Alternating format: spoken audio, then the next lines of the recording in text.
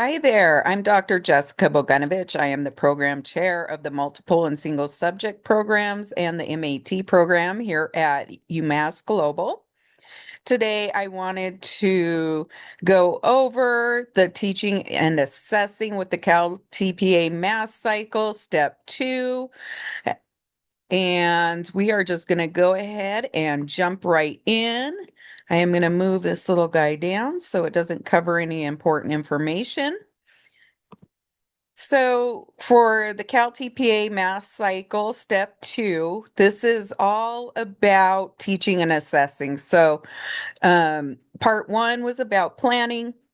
And that covered the first 4 rubrics. The Math Cycle Step 2, teaching and assessing, covers rubrics 5 and 6. So step 2, rubrics 5 and 6, you are going to select 3 video clips up to 15 minutes total that include active math learning and content. So your engagement, and this has to exhibit your higher order thinking skills and that you're creating a positive and safe learning environment for your students. It also has to demonstrate math, academic language development throughout. So how are you supporting students to reach their ALD learning goal that you set at in the learning segment or your math lesson? And then it also has to show how you're monitoring students' math learning. So monitoring progress towards meeting your content learning goals, your math practice standard learning goals, responding intentionally to their needs, and adjusting instruction to support students. So key components of step 2, creating a positive learning environment. So within your commentary, within your videos, you have to explain how you built that safe, welcoming space to make sure that all your students feel comfortable, trust is being built, how they felt valued and ready to learn. Explain in your commentary and when you're writing about this, which strategies worked best and why.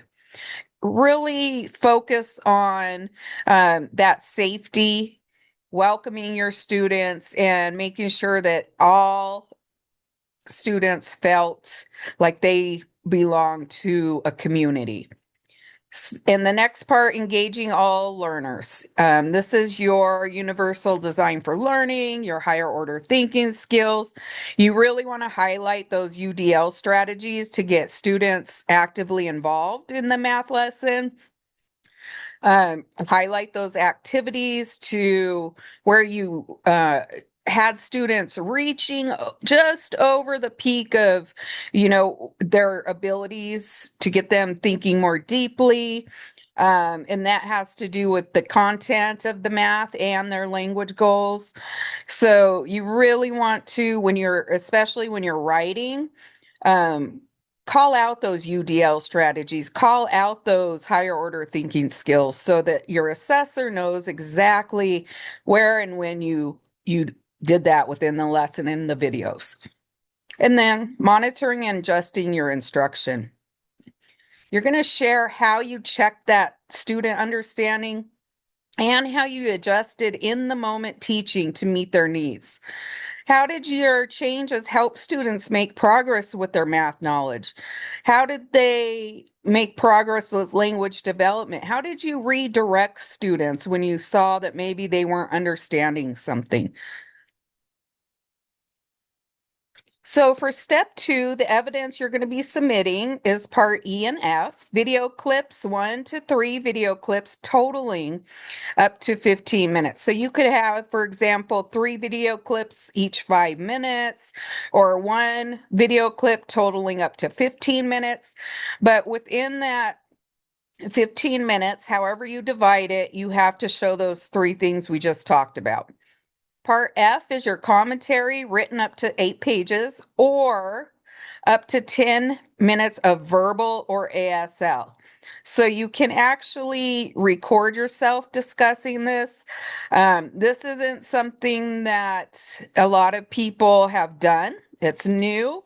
let me just fix this real quick before I forget. So this is a new alternative to writing. Whatever you feel most comfortable doing, it's up to you on how you demonstrate that. So again, best practices for this step, use the California math standards. Make sure you're going to the California Department of Education and getting your standards and your frameworks. Use the videos that CTC has created. Make sure you're using the CalTPA glossary. And again, make sure you're using the UMass Global Learning Goals template. Again, I will show you this. This is the template we've created to help you efficiently, excuse my stutter there, efficiently and effectively create your learning goals for your CalTPAs, whether it's for math or literacy. It helps you with the declarative knowledge and your procedural knowledge, so the what and the how.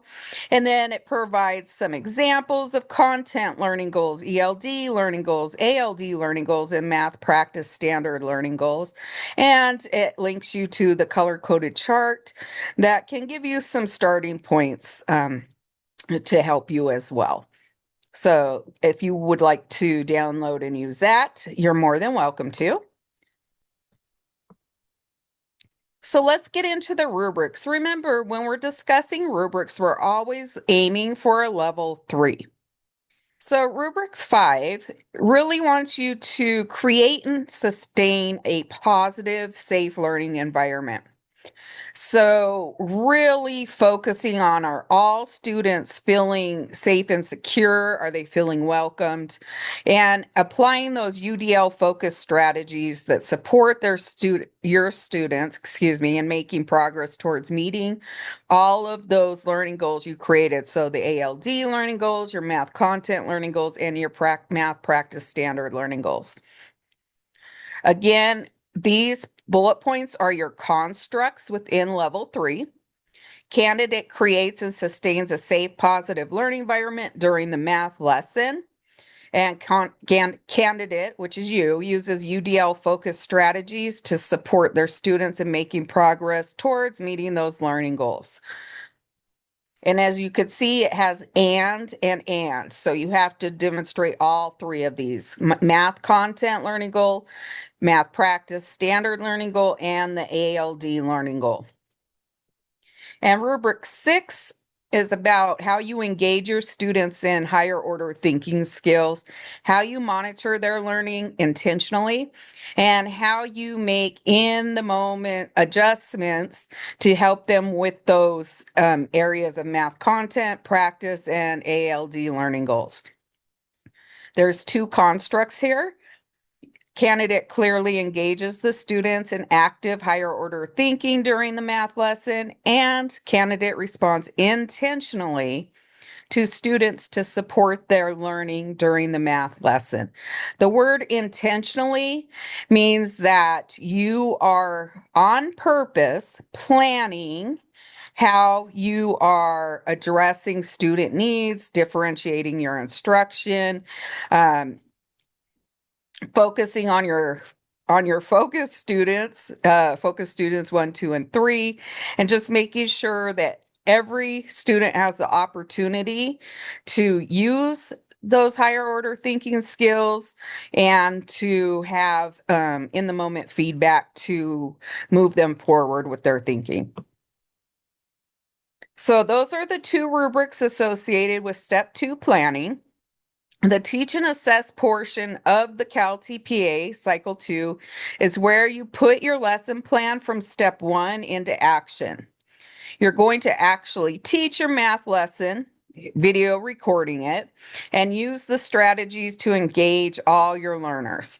You're going to be collecting evidence of student learning through your observations, student work during this stage, and then you're going to analyze what worked, what didn't, and how you adjusted your teaching to make sure that every student was successful. So just keep that in mind. Again, you have the link to the California Standards and Frameworks here. Make sure that you are asking any questions that you need from your instructor for clinical practice or from myself.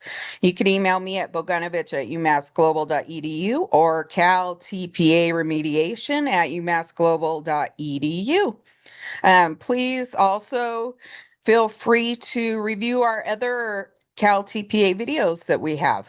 They are very helpful, and this will be posted in the resource folder as well as on YouTube. Thank you.